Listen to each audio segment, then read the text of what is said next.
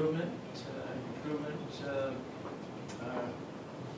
We spoken of openness, but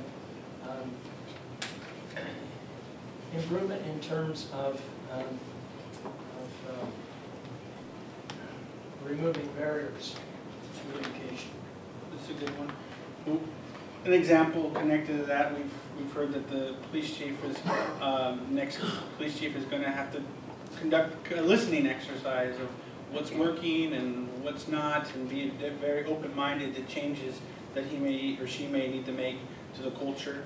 So in the system. So is that similar to what you're saying? And I want to just kind of build on that.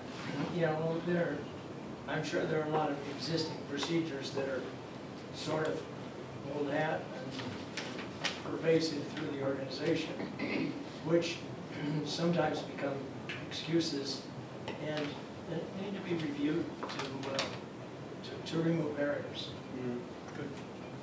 Good. As well as all the unwritten procedures. Mm-hmm.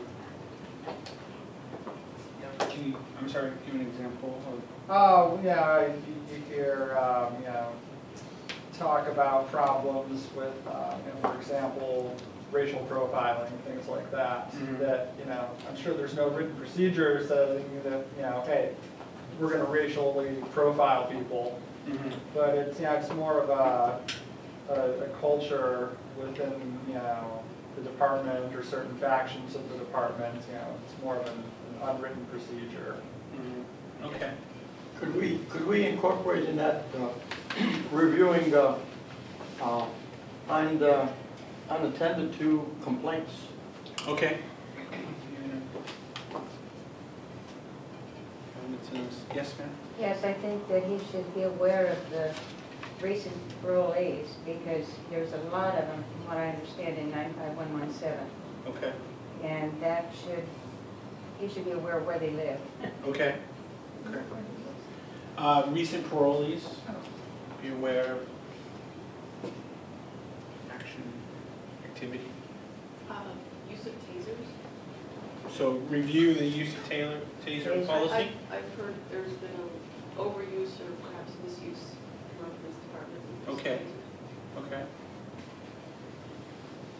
I'm sorry, ma'am. Staying on top of the gang activity and the gang problem, so that doesn't overtake, Okay. city. Yeah, I want to build on that. I also hope that the police chief is able to look at how certain city issues can affect other issues regarding his job. For example, as some of you may know, the Starboard Teen Center, which is just across the street, faces repurposing or maybe even closure. And this would potentially, if it does close, then it would potentially escalate the gang problem. So one key thing for the police chief to be able to address is how certain city issues can affect his job. Okay. And so two things that I think of that are connected is we have our current police chief, Rob Davis, sits on our mayor's gang prevention task force.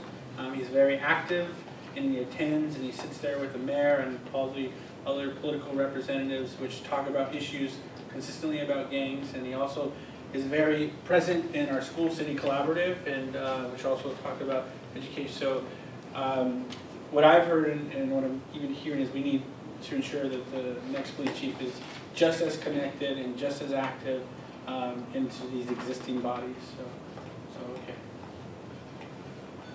Yes. Obviously, Rob spoke Spanish. I think it would be quite an asset to have whoever comes next to speak Spanish.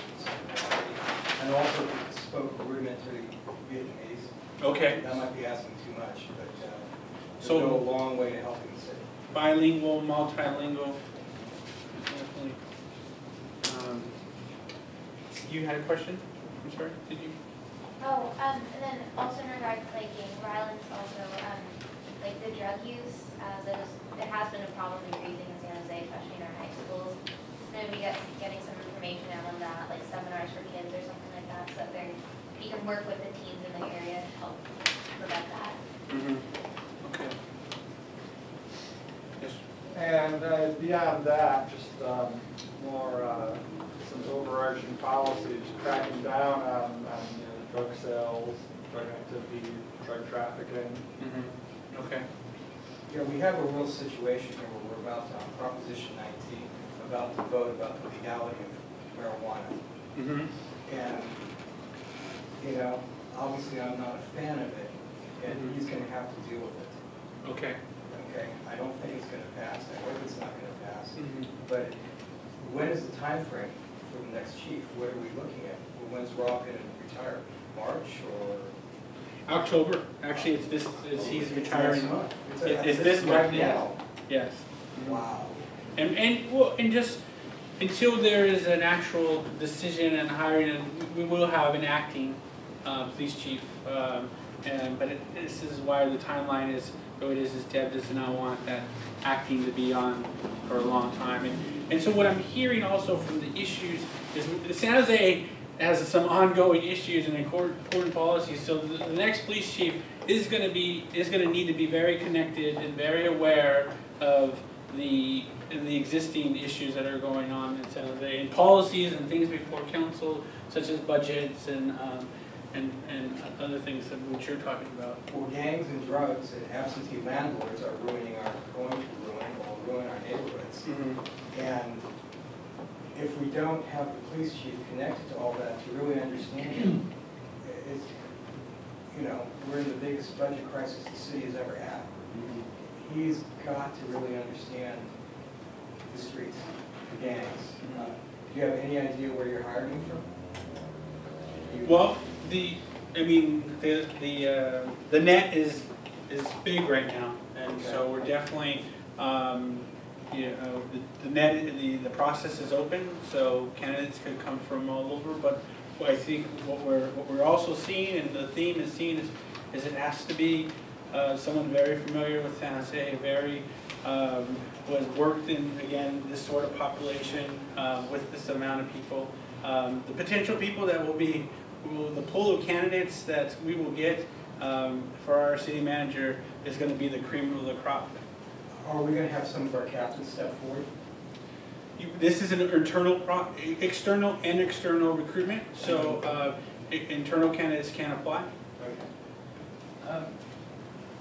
Two things in that regard.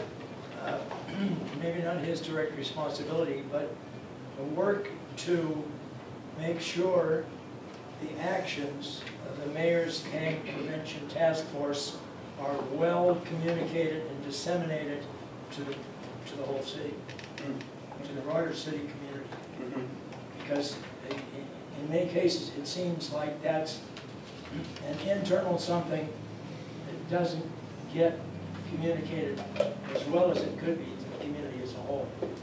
It's kind of something out there that's happening, but I suspect most citizens say, hey, that's nice, but what's happening? And again, I want to thank you. I appreciate the dialogue that we're having and the thoughts that you're sharing. I'm going to hobby horse again. I'm going to say, I hope the new police will understand that even if California votes to legalize marijuana, that federally it's still illegal. So, and there should be some understanding that the law, the federal law, needs to be enforced, irregardless of what we decide down here. Yeah. And that's coming from someone who smoked pot as a teenager and has, you know, will admit that freely and doesn't encourage other people to do that. So. Thank you.